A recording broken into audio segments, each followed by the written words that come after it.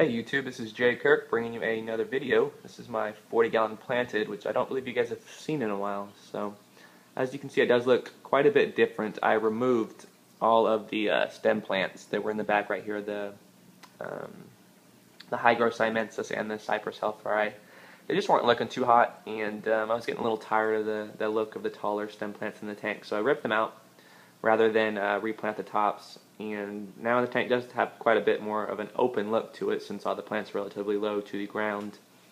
So I'm not quite sure what I'm doing that back part yet, but the foreground's looking really good. You can see the crypts are growing in really well. You got the different color varieties. This is the brown, kind of olive green one. This is more of the bright green one.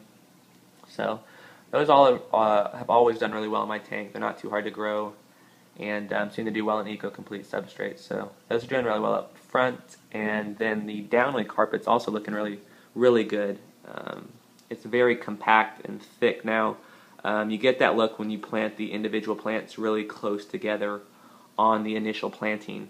Then they just grow in really thick like that. So they look really good. The one downside to them growing like this is they do tend to collect a lot of detritus. It just happens, that their leaves kind of form, a prison almost. They just interlock, and when stuff gets down there, it's hard for it to get out into the water column again.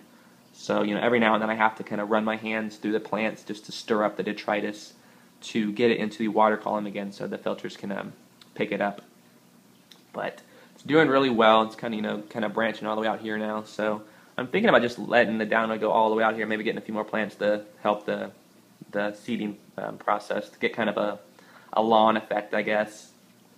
And then I also know I might have to move some of these crypts out of the way because they do tend to grow into other plants a little bit more frequently than other plants do. They're very, I guess, aggressive in their expansion. So I might have to move some of them, more towards this corner.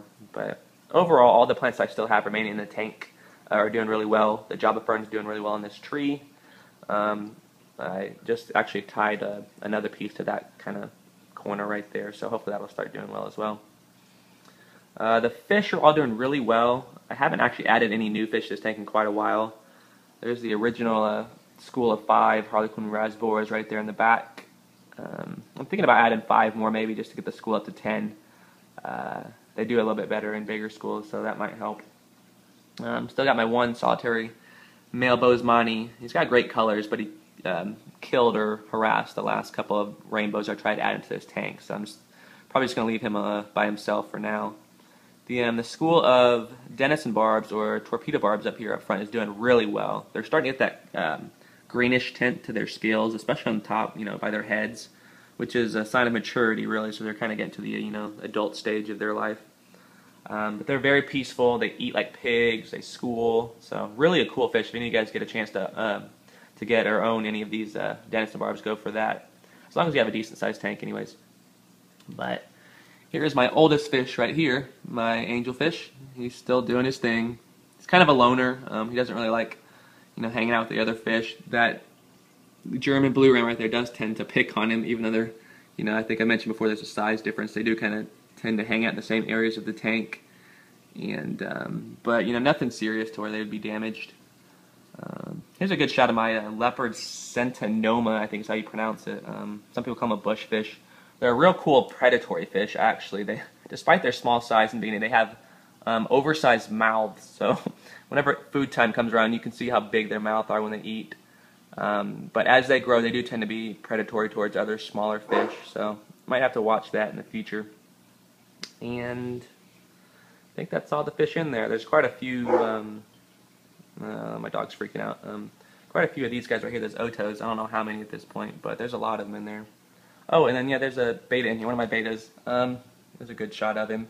A lot of people think you have to keep betas by themselves, that they're just too aggressive. But as long as there's no beta in the tank besides them, they're really good community fish. Actually, they get along just fine with everybody else. Even if he wanted to chase somebody, he's not fast enough to catch anybody. But yeah, he behaves himself.